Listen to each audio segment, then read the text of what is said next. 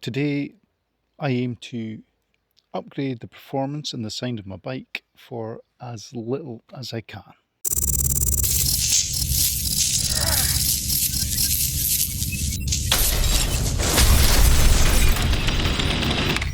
Now ideally I wanted a Shift Tech airbox delete for this, and I looked at the price online. I think I was about €26 thereabouts, which I was happy to pay. And then I went to the checkout and the price had more than doubled to include the postage from Europe. So I just decided, nah, I can't justify that outlay for essentially a standard airbox with a cutout on it. And I found it was much cheaper, including postage. So £14 for an airbox lid, and including postage, I was still less than the lid from Shift Tech at £21.93. And I'll just mark it up to delete the bits that I don't need. And after that, I'm going to replace the filter as well. So I've bought myself a nice Sprint air filter. So here we go, the Sprint air filter I bought for £62, I think, something like that. I'll put it on the screen, off eBay.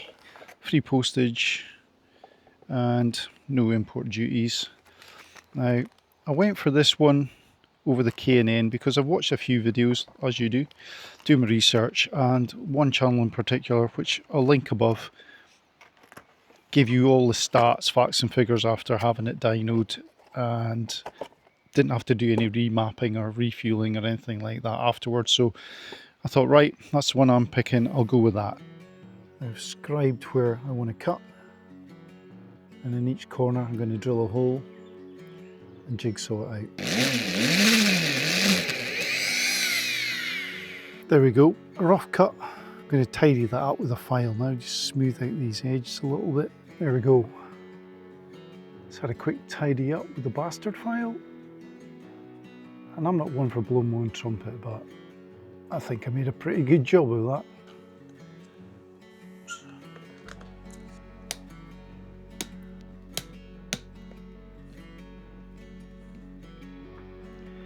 Oh, so easy.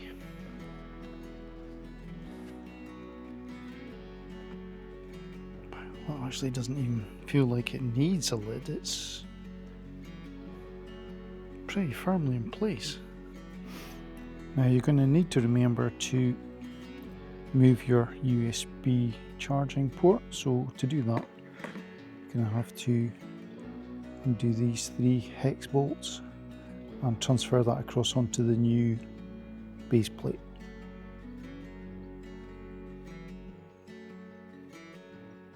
And don't forget your zip ties. You just do them up front, so it's easier to locate them later.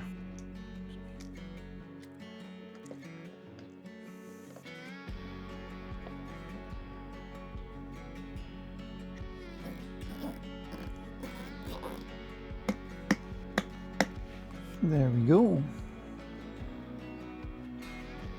Very happy with how neat a job I've made of that. Not too shabby. That's just attached with one of the 3 screws that it should have, because I obviously trimmed the 2 inner ones off, but it's solid, that's not going anywhere. To keep it ties it in, definitely made more sense to put them in first. Just made it far easier to locate where the cable is going to go, instead of trying to feed it all around later on. So I would do it that way if I was you. Right. So I guess, seat on, fire it up. Any difference? The moment of truth.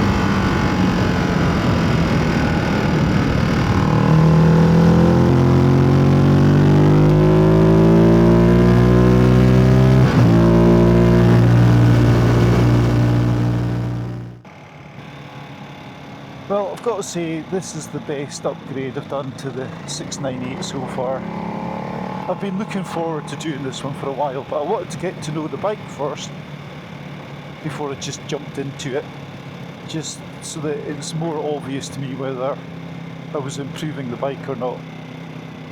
So I bought these parts almost as soon as I'd bought the bike. They've been sitting on a shelf in my garage and waiting for the right time, so glad I waited. It makes you appreciate these things when you put them on rather than getting it once and not having really learned the bike in its basic form. The biggest thing I've noticed with the airbox lid delete and sprint filter is you've got more torque lower down. I think about 4,000 RPM, feels like it's coming on song around there, and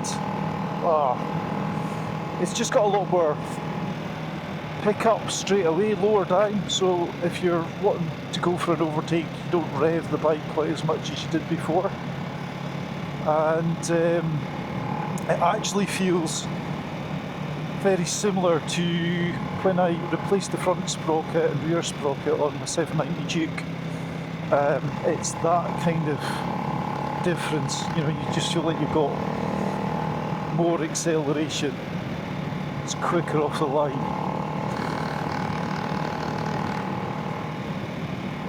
Other than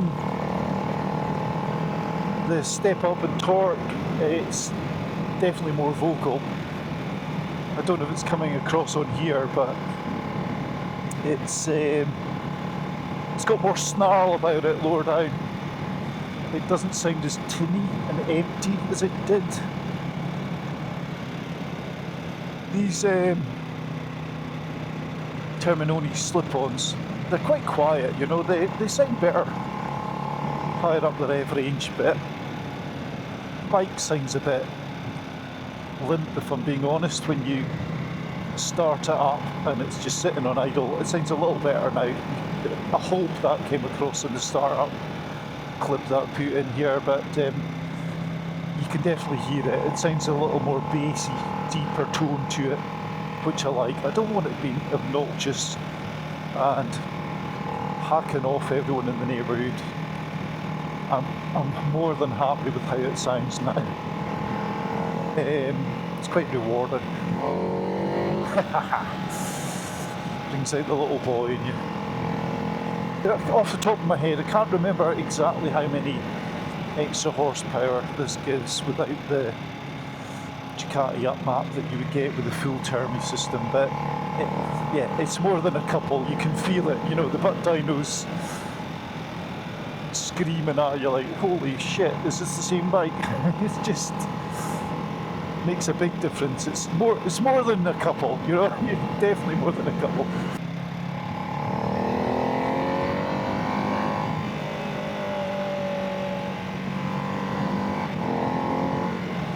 Yeah, so happy with this upgrade. It's not expensive to do, that's the best thing about it. You don't have to book time on a dyno or with a tuner or any of that stuff to get it done. It's something you can do quite easily in your own garage or in a shed at home. Well, I am nearly at my coffee destination for today, so I'll leave you with that. Thanks for watching. Don't forget to read the description. There's usually a couple of bits in there that I've forgotten. Maybe a couple of links. And yeah, like I say, thanks for watching. I'll see you in the next one, folks.